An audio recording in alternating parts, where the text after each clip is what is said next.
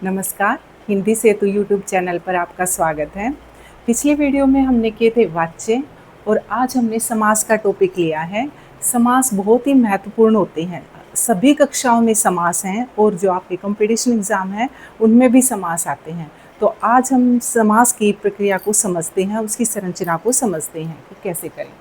देखिए, जो समास होता है, मैं आपको बता दूं कि ये शब्द स्तर की प्रक्रिया है। जैसे हमने संधि की थी, तो संधि क्या था? वर्णों के मेल से नया शब्द बना था, ठीक है, वर्णों में परिवर्तन हुआ था। लेकिन जो समास है वो शब्द स्तर की प्रक्रिया है। शब्द स्तर की प्रक्रिया दो प्रकार से होती है कि शब्दों को कम करके, जैसे मैं बताती हूँ आपको, जैसे अन्न और जल है, अन्न और जल, ठीक है। अब यहाँ पर अन्न और जल में से और शब्द, और जो शब्द है हमारा, उसको हमने कम कर दिया और हमारा समास बन जाएगा अन्न जल, ठीक है। एक तो इस तरीके से समास की रचना होती है।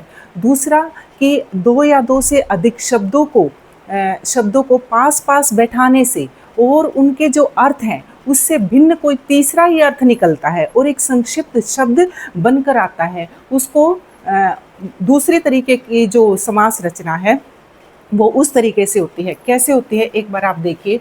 जैसे लंबा है उदर जिसका। अब देखिए यहाँ पर ये शब्द है, ठीक है।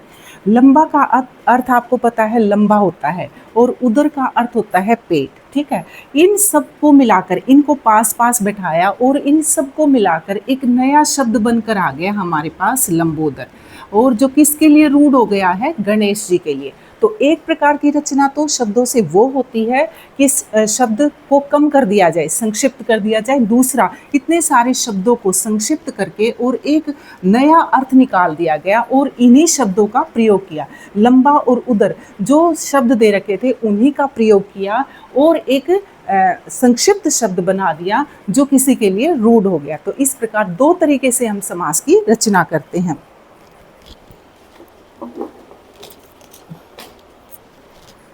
अब देखिए, सबसे पहले हम समझते हैं समास की परिभाषा। क्या क्या परिभाषा बनेगी? उसी संक्षेपीकरण के आधार पर। समास का अर्थ है संक्षेप, यानी संक्षिप्त करना, छोटा करना। दो या दो से अधिक शब्दों को मिलाकर या संक्षिप्त करके जो शब्द बनाने की जो प्रक्रिया है उसको समास कहते हैं। जैसे अभी आपने समझा, जैसे शरणागत शब्द है, तो शरण को आगत कहने की बजाय हम एक ही शब्द में पूरी बात कह देते हैं। ये भाषा का सौंदर्य होता है और हम भी अधिक बोलने की बजाय इतना बोलना चाहते कि उस अधिक बोलने की अपेक्षा एक शब्द से ही काम चल जाए, ठीक है। तो उसी प्रवृत्ति के कारण समास का जन्म हुआ है। और एक होता है समास की परिभाषा, ये हो गई, और एक है समास विग्रह। विग्रह करना, जैसे संधि में आपने विच्छेद किया था, ऐसे ही अलग अलग करके जो समासिक पद आपने बनाया है, जो समस्त पद बनाया है, उसके सभी पदों को जब अलग अलग करके लिखा जाता है तो उस प्रक्रिया को समास विग्रह कहते हैं, ठीक है। अब हम करते हैं समास के भेद। समास के सामान्य रूप से अगर करेंगे तो 6 भेद होते हैं समास के, लेकिन मुख्य रूप से समास के 4 ही भेद होते हैं पदों की प्रधानता के आधार पर। पदों की प्रधानता कैसे है, मैं इसके साथ साथ आपको बताऊंगी। पहला है हमारा अव्ययी भाव समास, दूसरा है तत्पुरुष समास, तत्पुरुष के ही 2 भेद हैं, द्विगु समास और कर्मधारय समास, तीसरा है द्वंद्व समास और फिर है बहुव्रीहि समास। तो सबसे पहले हम समझते हैं इसको अव्ययी भाव समास को। अब देखिए, जो अव्ययी भाव समास है उसमें कभी कभी पहला पद प्रधान होता है, ठीक है। हमेशा तो नहीं होता, लेकिन कभी कभी पहला पद, तो हम यहाँ पर लिख देंगे पहला पद प्रधान, ठीक है। दूसरा है तत्पुरुष समास। तत्पुरुष समास में दूसरा पद प्रधान होता है, दूसरा पद। और द्विगु समास में ये इसका द्विगु और कर्मधारय इसी के भेद हैं, इसलिए इन दोनों में भी दूसरा ही पद प्रधान होता है। फिर आता है द्वंद्व समास। द्वंद्व समास में दोनों पद प्रधान होते हैं, दोनों पद। और बहुव्रीहि समास में कोई भी पद प्रधान न होकर किसी अन्य के लिए रूढ़ हो जाता है, ठीक है। तो ये इन सबसे बिल्कुल अलग है, इसमें कोई तीसरा ही पद प्रधान होता है। तो अब हम समझते हैं अव्ययी भाव समास को और कैसे इसमें पहला और दूसरा पद प्रधान होते हैं। तो हम लेते हैं यहाँ पर अव्ययी भाव समास। सबसे पहले हम इस शब्द को समझते हैं। इसमें अ उपसर्ग है और व्यय और ई है इसमें। जैसे अ यहाँ पर जो है उसके रूप में भी प्रयोग किया जाता है, अव्यय के रूप में, ठीक है। तो व्यय का अर्थ होता है खर्च करना, और अ लग गया तो यहाँ पर न की सेंस देता है। यहाँ पर जैसे सफल से पहले अ लग जाता तो असफल, ठीक है। तो व्यय का अर्थ है खर्च करना। यहाँ पर शब्दों के संदर्भ में व्यय का अर्थ आएगा कि लिंग वचन पुरुष आदि के कारण जिसमें कोई परिवर्तन न हो। तो इसका जो सबसे बड़ा गुण है अव्ययी भाव समास का, वो है अपरिवर्तनशीलता।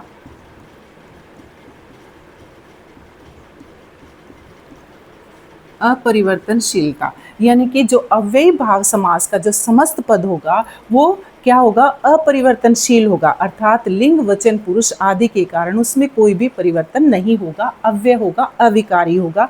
तो आगे हम देखते हैं कैसे होगा। जैसे और इसमें पहला पद प्रदान किया गया था। तो जो अव्ययी भाव समास है उसकी संरचना 4 प्रकार से होती है। कैसे? नंबर 1 है उपसर्ग से, यानी कि इसका जो पहला पद होगा वो उपसर्ग होगा। दूसरा होती है अव्यय से, पहला पद अव्यय हो सकता है। तीसरा होती है कि दूसरा पद उपसर्ग अव्यय हो सकता है, दूसरा पद अव्यय।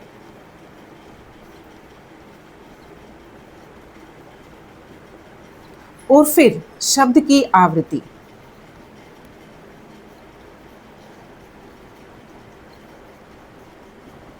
अब देखिए, जो मैं आपको बोल रही हूँ कि समस्त पद बनेगा इसमें, एक बार आप समझ लीजिए समस्त पद कैसे बनेगा। जैसे यथाशीघ्र शब्द है हमारा, यथाशीघ्र शब्द है, ठीक है। ये जो बनकर आ रहा है हमारा, ये जो शब्द, इसका विग्रह होगा जितना शीघ्र हो सके, जितना शीघ्र हो सके, शीघ्र हो सके।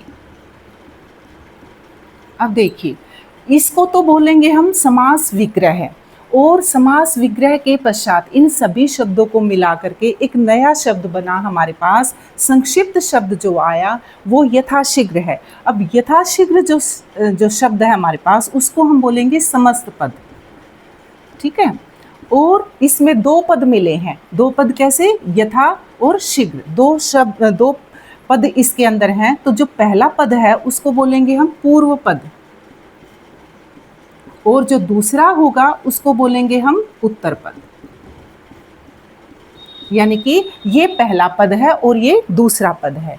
तो यहाँ पर आया था कि जो अव्ययी भाव समास है उसमें पहला पद प्रधान होगा। अब देखिए प्रधान कैसे होगा कि जैसे ये शीघ्रता का कार्य है, इस पर निर्भर है। ये इस पर निर्भर कैसे है, इसका ज़्यादा महत्व है। कैसे है कि शीघ्र जो शब्द है वो कैसा होना चाहिए, जितना शीघ्र हो सके। जैसे यथाक्रम है, क्रम के अनुसार, ठीक है। क्रम कैसा, यानी कि ये जो शब्द है ये इसमें विशेषता भर रहा है, ठीक है। ये इसका संबंध इससे है, इसका ज़्यादा महत्व है इसमें, इसलिए जैसे अनुक्रम है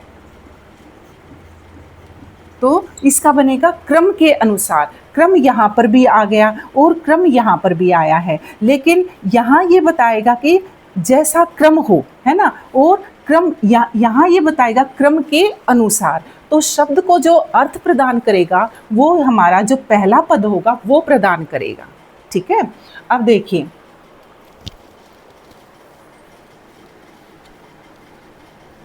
एक बार मैं दूसरे उदाहरण से आपको समझाती हूँ। जैसे तत्पुरुष समास है, तत्पुरुष समास में मैंने बोला दूसरा पद प्रधान होता है, ठीक है। मैं एक तत्पुरुष का भी आपको उदाहरण देती हूँ जिससे आपको स्पष्ट हो जाएगा। तत्पुरुष में जैसे एक शब्द है राजपुत्र, ठीक है, एक शब्द है राजमाता, ठीक है, एक शब्द है राजदूत। अब इससे आपको बिल्कुल स्पष्ट हो जाएगा। ये जो पद है पूरा इसको बोलेंगे समस्त पद। ये जो है ये पूर्व पद और ये क्या है, उत्तर पद, अर्थात दूसरा पद। ऐसे ही इसमें है और ऐसे ही इसमें है। अब आप देख रहे होंगे कि ये राज राज जो है ये तीनों के अंदर है, लेकिन मैं इसको वाक्य में प्रयोग करती हूँ। जैसे मैं कहूँ राजपुत्र सो रहा है, ठीक है, राजमाता जा रही है, राजदूत संदेश लेकर पहुंच गया। ठीक है, अब यहाँ पर जो सो रहा है वो किसके अनुसार हुआ? राज के अनुसार या पुत्र के अनुसार? पुत्र के अनुसार हुआ है। जा रही है किसके अनुसार हुआ? माता के अनुसार। राज तो हमारा ऐसे ही आ रहा है ना। हमारी राजभाषा हिंदी है, तो राजभाषा भाषा हिंदी है, तो भाषा के अनुसार अगला जो हमारी क्रिया है वो आ रही है। तो इससे ये स्पष्ट होता है कि हमारा जो दूसरा पद प्रधान है इसमें, ठीक है, इसमें दूसरा पद प्रधान है। और यहाँ पर जैसे प्रतिदिन शब्द है, प्रतिदिन। अब देखिए दिन कैसा, हर दिन, इसका बनेगा हर दिन। तो दिन को जो विस्तार है वो किसने प्रदान किया? प्रति ने प्रदान किया, इसलिए इस पद का ज़्यादा महत्व है। इसलिए कहा गया कि अव्ययी भाव समास में पहला पद प्रधान होता है, ठीक है, और तत्पुरुष समास में दोनों पद प्रधान होते हैं, और द्वंद्व समास तत्पुरुष समास में दूसरा पद प्रधान होता है, और द्वंद्व समास में दोनों पद प्रधान होते हैं। अब द्वंद्व समास का आप उदाहरण देख लीजिए, जैसे माता पिता है, माता पिता। अब देखिए हम इसको वाक्य में प्रयोग करेंगे तो हम बोलेंगे माता पिता आ रहे हैं। माता आ रही है या पिता आ रहे हैं? दोनों आ रहे हैं, तो हम बोलेंगे माता पिता आ रहे हैं। तो इससे आपको पता चल गया होगा, स्पष्ट हो गया होगा कि माता पिता आ रहे हैं यानी माता भी प्रधान है और पिता भी, यानी दोनों पदों का समान महत्व है। इसलिए द्वंद्व समास में दोनों पद प्रधान हैं। और जैसे बहुव्रीहि समास में कोई भी पद यानी समस्त पद सारा मिल करके किसी एक के लिए रूढ़ हो जाता है। जैसे नीलकंठ शब्द है, नीलकंठ, नीला है कंठ जिसका। अब देखिए यहाँ पर इसी विग्रह में से ही शब्दों का प्रयोग करना है और उनसे एक अन्य शब्द बनाना है जो संक्षिप्त रूप से इनका अर्थ देगा। ठीक है, जैसे नीला है, यहाँ पर नीला है कंठ जिसका, किसका है? शिव के लिए रूढ़ हो गया ये। ठीक है, तो यहाँ पर नीला एक कलर है, रंग है, विशेषता है, और कंठ गले को बोलते हैं। लेकिन इन दोनों को मिला करके ये दोनों ही प्रधान नहीं हुए, बल्कि कौन हो गया यहाँ पर? शिव के लिए ये रूढ़ हो गया। तो नीलकंठ शब्द बन गया यहाँ पर, नीलकंठ है ना, तो ये नीला है कंठ जिसका। ठीक है, तो शिव के लिए रूढ़ हो गया है ये। ठीक है, तो इसलिए इसमें तीसरा पद प्रधान होता है। अब हम पुनः अव्ययी भाव समास पर आते हैं, इसकी संरचना को समझते हैं। जैसे अव्ययी भाव समास में मैंने बोला आपको कि इसमें पहला पद उपसर्ग हो सकता है। कैसे होगा? जैसे प्रत्येक शब्द है, जैसे प्रत्येक है, ठीक है, आप जानते हैं, आपने संधि की थी, इसके अंदर क्या है? प्रति उपसर्ग है, प्रति उपसर्ग है ना। तो यहाँ पर प्रति उपसर्ग है। जब हम इसका विग्रह करेंगे तो हम क्या बोलेंगे? हर एक। तो पहला पद क्या हो गया? उपसर्ग हो गया। फिर मैंने बोला कि पहला पद अव्यय भी हो सकता है, जैसे भरपेट। अब ये देखिए ये अव्यय आ गया, तो इसका विग्रह क्या बनेगा? पेट भरकर। ठीक है, अब इसमें दूसरा पद भी अव्यय हो सकता है। दूसरा पद अव्यय कैसे? जैसे इसका बनेगा कुशलता पूर्वक, जैसे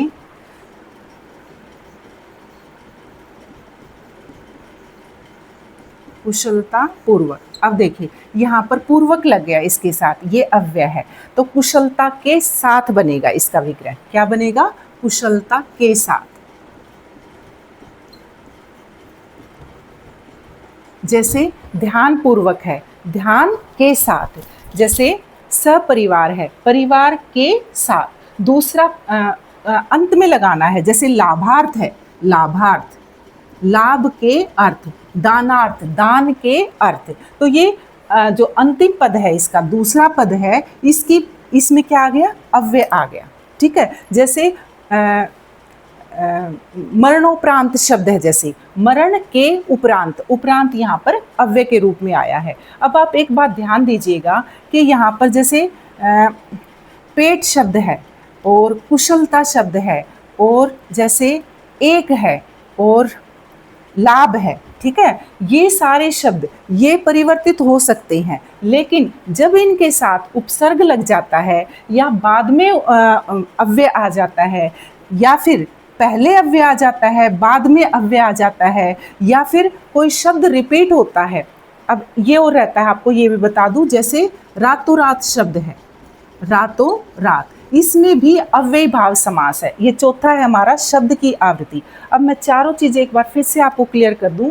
उपसर्ग जो है उसमें पहला पद, सॉरी, अव्ययी भाव समास जो है उसमें पहला पद क्या हो सकता है, उपसर्ग हो सकता है।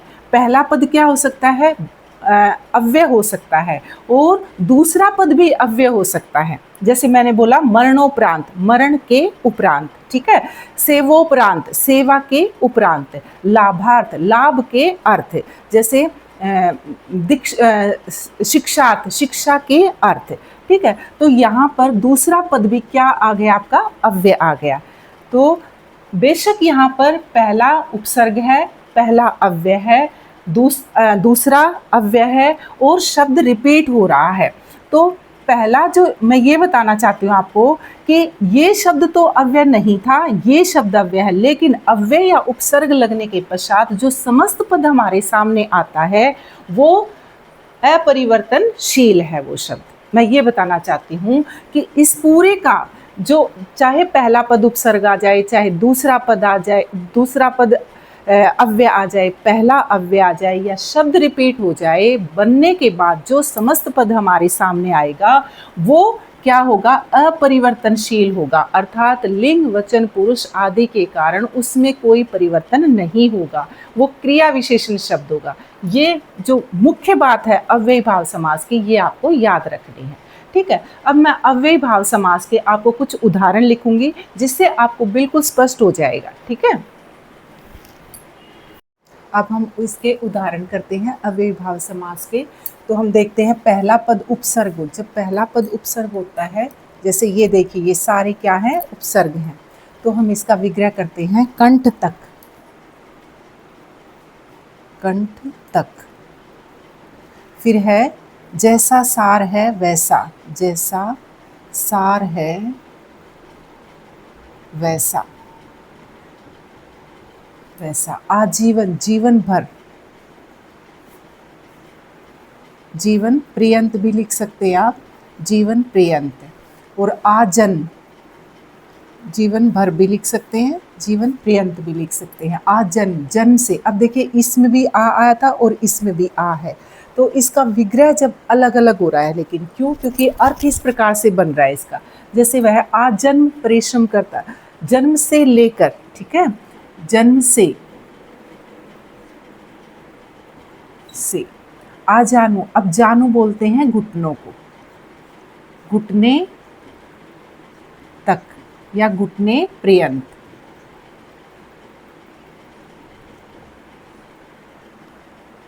देखिए अब आप ये चीज देखिए, यहाँ पर ये जो यहाँ पर जानू, ये जन्म है, जीवन है, सार, इन शब्दों को आपने ऐसे कैसे प्रयोग करना है, इनका अर्थ नहीं लिखना है आपको, ठीक है।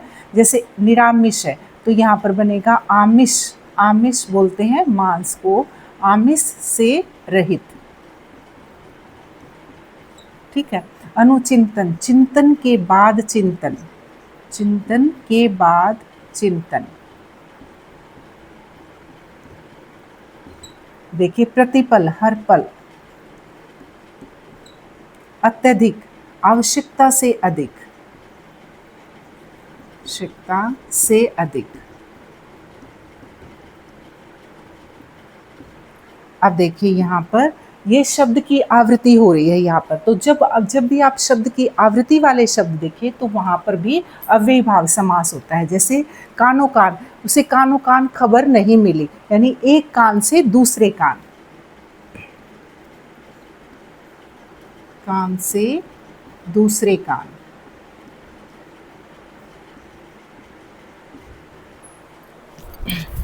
दिनों दिन, दिन के बाद दिन, दिन के बाद दिन। बीचों बीच, बीचों बीच का मतलब बीच के भी बीच में, बीच के भी बीच में, और धीरे धीरे, धीरे के बाद धीरे।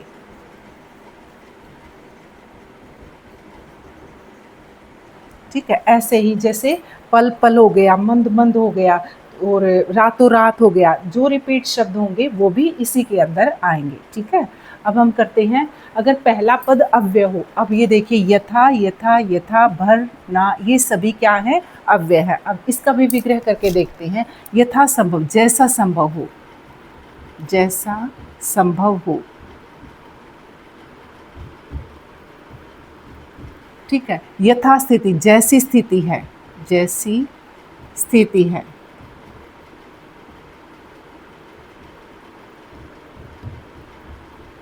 यथास्थान, अब देखिए आ तो यथा रहा है सब में, लेकिन अर्थ अलग दे सकता है ये आपके लिए। आप यथास्थान बैठ जाएंगे, यानी आपके लिए जो स्थान निर्धारित है, तो यहाँ पर इसका बनेगा जो स्थान निर्धारित है, निर्धारित है। भरसक, सक बोलते हैं सामर्थ्य को, सक भर, यानी कि सामर्थ्य, सामर्थ्य तक।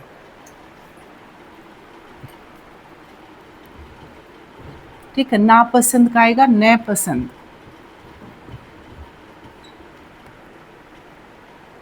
हर साल, प्रत्येक साल।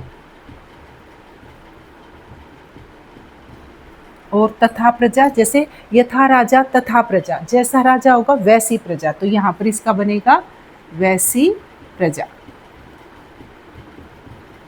ठीक है,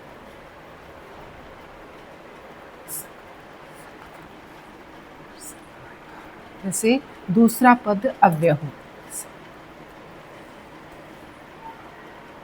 सामर्थ्य पर्यंत कर लीजिए आप, यहाँ पर सक आता है सामर्थ्य पर्यंत। ठीक है, अब यहाँ पर देखिए दूसरा पद अव्यय हो, अब ये दूसरा पद क्या है, अव्यय है। यहाँ पर इच्छा अनुसार का बनेगा इच्छा के अनुसार, इच्छा के अनुसार। जीवन भर, जीवन पर्यंत। गंगा पार, गंगा के पार। सरयू पार, सरयू के पार। निर्देश के अनुसार, निर्देश के अनुसार। सेवोपरांत, सेवा के उपरांत। मरणोपरांत, मरण के उपरांत। और दिन भर, पूरे दिन। ये देखिए आपने अव्ययभाव समास का विग्रह भी देखा, और किस प्रकार से अव्ययभाव समास 4 तरीके से बन सकता है वो भी आपको समझ में आ गया होगा। अब जो सबसे मेन बात है वो है इसका अपरिवर्तनशीलता। मैं बार बार आपको बता रही हूँ, उपसर्ग तो आपके बहुत सारे हैं और उनसे शब्द बन रहे हैं, लेकिन जो उपसर्ग से बने हुए शब्द अगर बहुवचन में प्रयोग हो रहे हैं तो वो अव्ययभाव समास से बाहर हो जाएंगे। इसमें वही शब्द आएंगे जिनके उपसर्ग या अव्यय लगे हुए हैं और वो अपरिवर्तनशील है, यानी अविकारी हैं। ठीक है, तो मुझे उम्मीद है आपको इन उदाहरणों के माध्यम से अव्ययभाव समास स्पष्ट हो गया होगा। आप अपनी नोटबुक में भी नोट्स बना सकते हैं इसको देख करके। नेक्स्ट हम करेंगे तत्पुरुष समास, और यदि आपको वीडियो अच्छी लगी हो तो लाइक, शेयर और सब्सक्राइब जरूर करें।